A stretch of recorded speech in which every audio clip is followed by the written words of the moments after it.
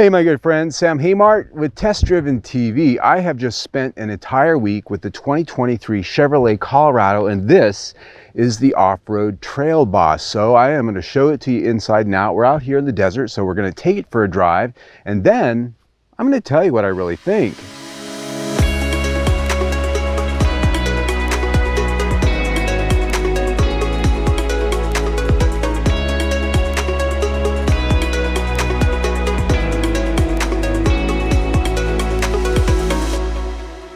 All right, my friends, it has been a couple of months since my first drive in the all-new 2023 Chevrolet Colorado, and I'm so glad that they gave me the Trailboss to test. It's the perfect truck out here, and honestly, it's one of my favorite trim grades because I'm one of those guys, like many out there, who've been saying forever, just give me a plain wrapper truck without all the crap on it, but I want the off-road suspension and the ability to really use it. I want the hardware, not the software. And so that's essentially what this is. The Trailboss is based on the base model work truck trim, so it's plain inside and out, but it's got a factory 2-inch lift, it's got off-road tires and wheels, skid plates, and all of the extra bits that you would stick on it at the minimum right out of the factory to give it more off-road capability. It's got the 2-speed transfer case, it's got the plus motor, it's got those extra bits of hardware that you'd want above and beyond the base grade. Now, as tested, this one is at $41,000 and some change. It does have a few options on it, so you can get under $40,000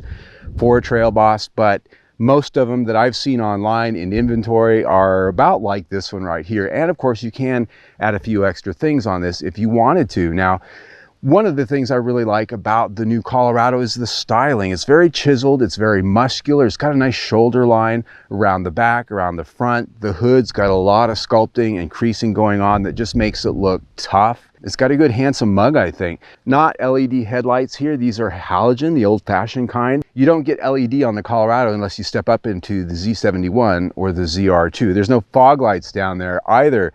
But coming around the corner, you do have a nice tire and wheel package here. 18-inch alloys with some nice Goodyear Wrangler all-terrain tires. And these aren't cheap. Try to buy these on Tire Rack or one of the tire retailers out there. You're going to spend a few bucks on those. Looking underneath, this does have skid plates. They're not the biggest, most robust, fancy ones, but they are there. And pretty good level of ground clearance, 9.5 inches. All of the off-road angles are pretty good too. Coming down the side, you can get rock rails for this, but they are not optioned on this one. But looking at the back, this does have these sliding windows, part of its option packaging. It does have the spray and bed liner, nice Chevy logo bow tie there, and a lot of tie downs, but really nothing else here. One of the things it does have that is pretty cool is the new halo option of the Stowflex tailgate.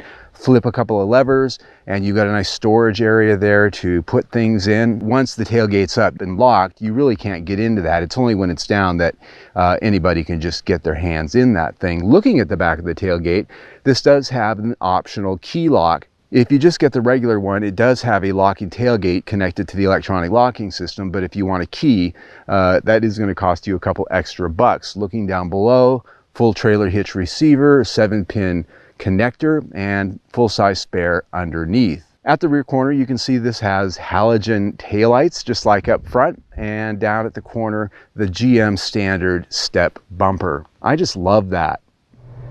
The interior of the Trailboss, because it's based on the work truck trim grade, well, it looks like a work truck in here. And as you look around at all of the black plastic, yes, most of it's hard black plastic. There are some soft pieces here and there where your arms might lay, but basically this is the cheapest, most basic interior that you can get in the Chevrolet Colorado. There is a market for this. Not everybody wants a fully blitzed, dialed out interior. I would not be afraid to jump in and out of here dirty and covered with mud, knowing that I don't have precious leather and stitch this and soft that. Looking around though, you might be surprised that there's actually a lot more feature content here than one might expect in a base model. Look at the instrument cluster. 8-inch fully digital instrument cluster, and that is customizable depending on what you want to see. The steering wheel does have some function controls on it, but it is a hard plastic steering wheel, but it's a little bit nicer of a material than say Ford offers up Looking at the center stack, that is an 11.3-inch display, and it's an infotainment system, which we'll talk about separately, but it also has a lot of the controls for things that you'll need while you're driving. Manual climate control and a few switches down at the bottom for the auto start stop and a few other things. There's a cubby down here in the center console that's perfect for your phone, and there's USB ports there. Traditional shifter, it's off to the right, and the actual selector for the four-wheel drive and the drive mode selector is closer to your hand on the right, and then the parking brake switch. Cup holders down low so you can have big gas station cups here, and inside is a pretty good storage area. There's a tray that you lift up. It's quite a bit larger than a square tissue box, and you could actually maybe put two of the rectangular ones in here vertically. That's about the size, and that little drawer lays in here. It's good for things like wallet or phone, whatever you might want to lay in there. And so there's a pretty good level of storage and versatility here, but they've kept it simple, and I like that. Now the seats, these are cloth seats. You can get a vinyl in here, it's an option. I find these are actually very comfortable. Now this does have one of the upgrade packages that gives these a power adjustment, at least for the driver, but they're the same seat you're going to find in the base model that's manually adjustable. They're firm, they're supportive, and I haven't really had to do a lot of adjustment. I'm very happy, very comfortable in these chairs. This interior does have a few little quirks though. Because they have given you all of this technology, they've taken a few things out that they could use the technology for. For instance, there's no knob over here to turn the headlights on and off. They default to automatic, but if you want to control them manually, you have to go into a menu here on the main center stack information center. You go in there and then you can control the lights any way you want. The same goes for the trip meter on the instrument cluster. I've had a heck of a time trying to figure out how to reset the trip odometer until I got in the owner's manual and found out that yes, you go into that center information center to do a lot of the settings, and those aren't the only two. There's a lot of various settings for this truck that you can dial into here, and once you get used to it, it's actually quite well done.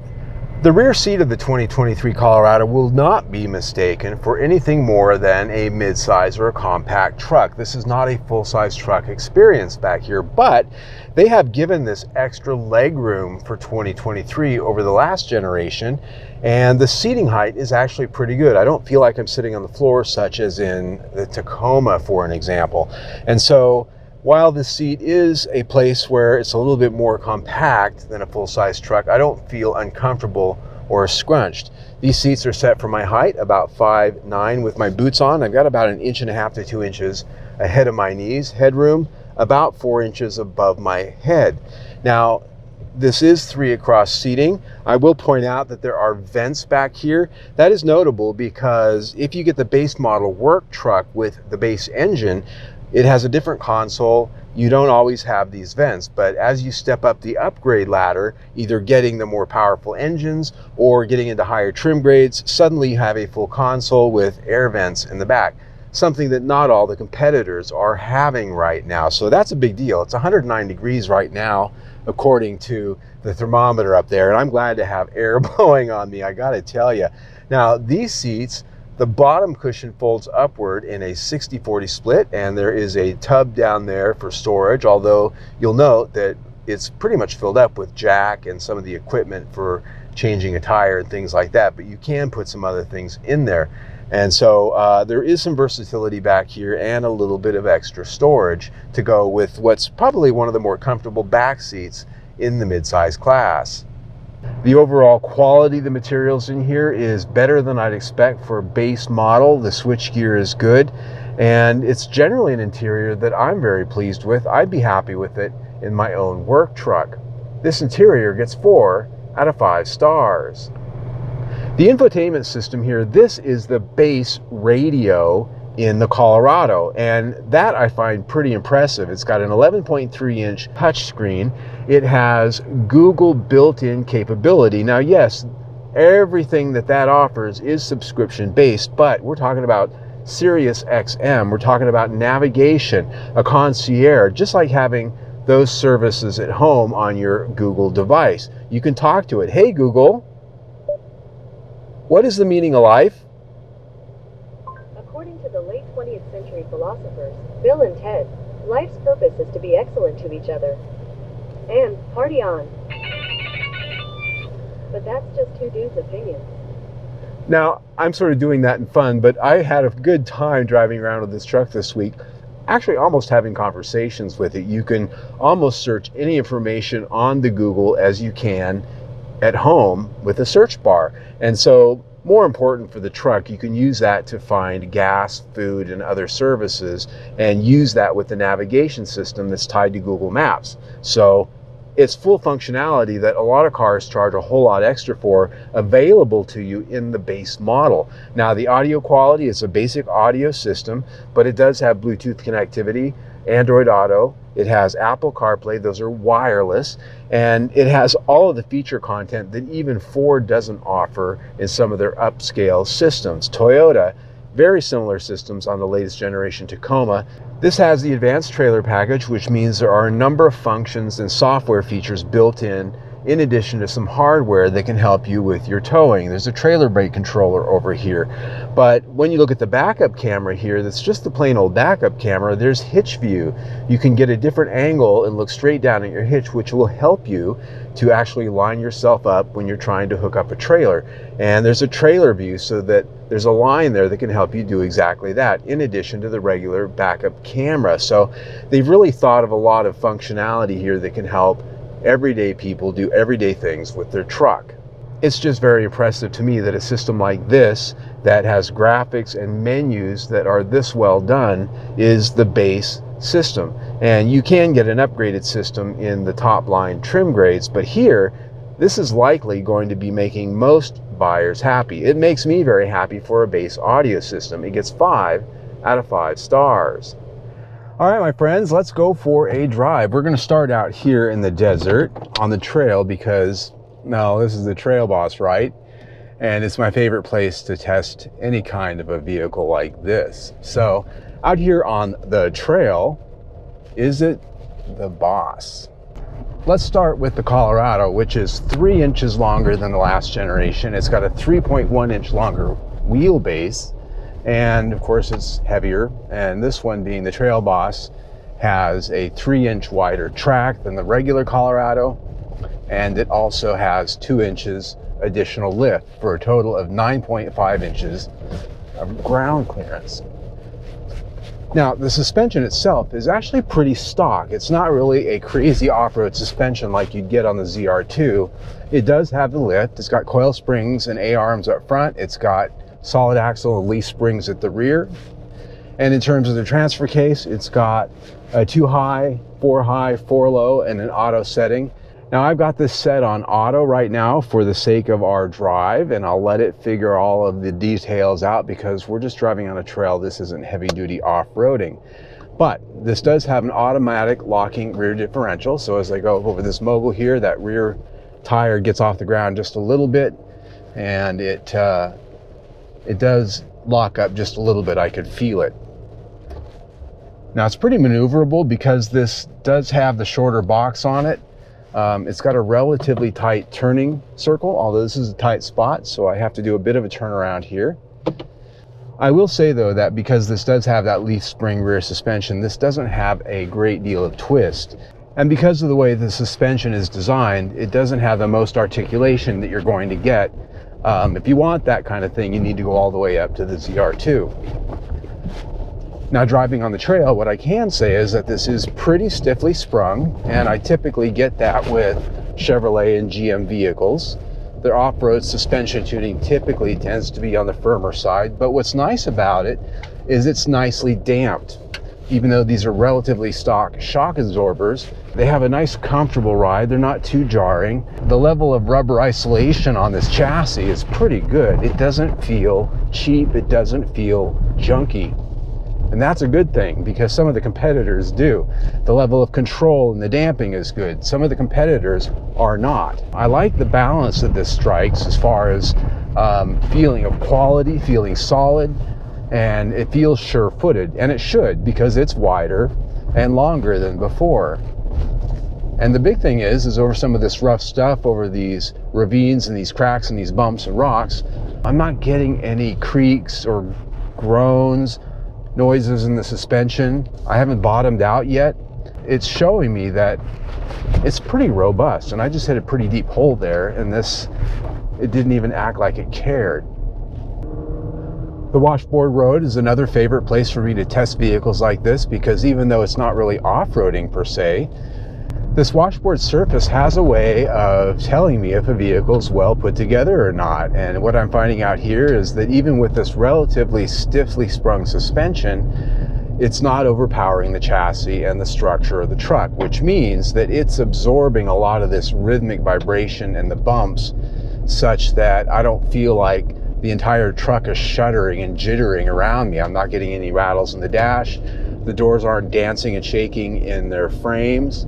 And I get that with some vehicles. There's no kickback in the steering, there's no noises from the suspension, and there's no rattling anywhere. This thing feels tight as a drum, yet not so tight that it's jarring. So it's a nice balance. Once again, they struck the balance here of a nice, comfortable off-roader that's capable and has the chops, but doesn't chop you up. Yeah. On the pavement, this is a vehicle that continues to impress me because of its solid composure. At speed on the highway, it's got a nice level flat ride that doesn't have the jitteriness that some of the trucks out there with off-road tendencies tend to offer up. And these tires have a good level of grip, yet they're not too noisy.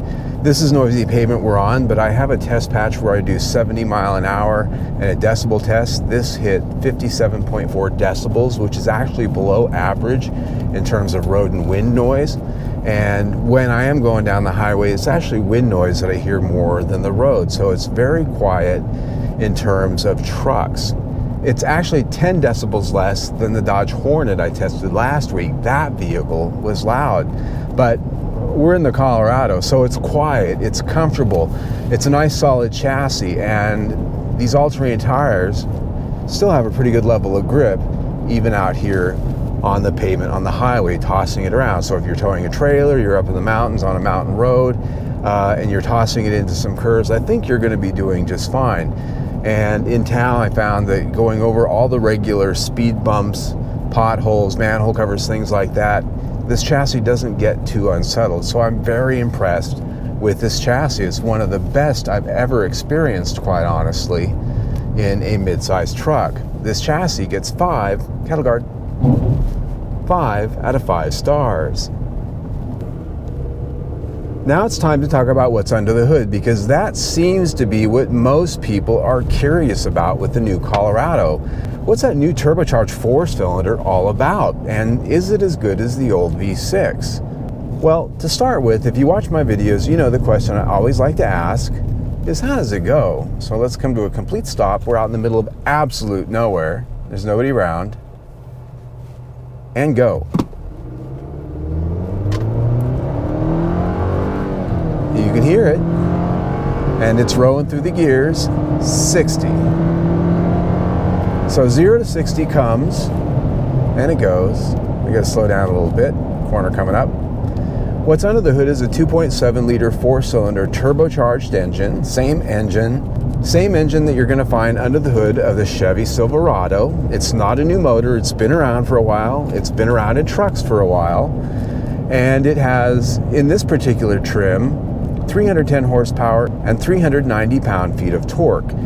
That is a lot more torque than the old V6, and the horsepower is roughly the same. It's got an 8-speed automatic transmission, and you can change up the drive modes here and there to affect how that transmission shifts, but for the most part, what you just saw is what we get. Now, 0 to 60 times from other outlets might be a little bit faster. It is 105 degrees out here right now, and the air conditioner's on. Sorry, I'm not turning it off for the sake of a 0 to 60 time a couple tenths faster. That said, power is pretty decent. How does it compare to the V6? Honestly, it's been long enough that I've driven one of those. I honestly couldn't tell you. It's in the same ballpark. But what I would tell you is this truck does weigh about 600 pounds more than the old Colorado. So any additional torque and extra power that might be afforded here, and extra power peaks gotten by the 8-speed transmission, I think are gobbled up in large part by that extra weight. So I think performance is in the same neighborhood, but not dramatically more. The other big topic is fuel economy. In this particular trim, this one's rated at 17 city, 21 highway, and 19 mpg combined. In my week with it, I got about 17. So, you know, it's pretty thirsty, especially if you use the power. That's what turbo engines do. You use the power, they get thirsty. You know, the old naturally aspirated V6, there's a lot of anecdotal evidence out there that it's a little bit more efficient, and the EPA ratings across the board tell the same story, that it's about the same or perhaps just not quite as good as the old V6 in terms of fuel economy. The other conversation to be had here is overall refinement. It is a little bit rough and edgy. It does have auto start stop, but thankfully it's not super aggressive. When it's hot like right now, it doesn't kill the engine every chance it gets. The air conditioner stays on. So my final score on this powertrain is 3 out of 5 stars. It's thirsty and it could use a little bit more refinement, but power, not too bad. All right, my friends, we've taken it for a drive. I've shown it to you inside and out. We've talked a lot about what it is and what it isn't. Now we need to kind of talk about competitiveness and value. These are the spreadsheet things that people like to figure out when they're going to buy it and spend the money. This one here is sort of at the bottom of the line when it comes to the entire trim grade lineup, but as a Trailboss, it's right in the middle. It's got a number of the option packages on it, but it's not entirely plain. You can spend more, $41,000 as tested. This is the sweet spot for the Trailboss, quite honestly. Now, do I think this is a good value? Personally, yeah. So let's look at some of the new competitors on the market. The new Ford Ranger. If you were to build an XL or an XLT, if you were to pick one and try to build something almost just like this in terms of equipment and capability, honestly, you'd have to spend a little bit more on the new 2024 Ranger to get here, at least in terms of hardware, because the XL, the base model, doesn't come with an off-road version that's this robust. To get this kind of off-road capability, you need to be looking at an XLT FX4, and there, you know, it's just not quite the same thing. Then you're in a fancier, more expensive truck. The new Toyotas, haven't driven them yet, so I really can't speak to how they compare living with it, but just looking at them, I can tell you that they're probably going to cost more money, and Toyota people will tell you they're probably worth it. That said, compared to the current Toyota, this is far and above better in so many ways. And of course, Nissan Frontier does have a naturally aspirated V6, so as you go through all the different comparatives out there, there's just so many ways to look at it, but I really like this overall packaging. And so when I look at everything, warranty, coverage, quality, it's what you'd expect here. I put value at 4 out of 5 stars. When you put that in with everything we've already talked about, we're at 4 out of 5 stars for the total review score. And you know what else? This goes on my buy list. In fact, I would buy this truck just like it is, exactly this one right here. Maybe a different color, although this radiant red's quite nice. But I said the minute this truck showed up and the minute that I saw it, that if I wanted a Chevrolet Colorado, I would get the Trailboss because I'm that plain wrapper, give me the hardware kind of guy. And I just love this mix of product. Yes, you can get nicer ones. Yes, you can get cheaper ones, but I just really, this one sings my song. So yeah, I'd buy it. If I were buying a mid-sized truck with an off-road capability, this is the one I would choose. So if the Toyota comes out and it's priced, you know, in the same neighborhood and it's better, well, then that might change. But for now, it's this. So there you go, our full test drive review on the Colorado Trailboss. You can see our full Colorado playlist right there. It's got technical, it's got deep dives on the engine and other test drives that I've done on different models. You can also subscribe to our YouTube channel right down there. Either way, stay tuned.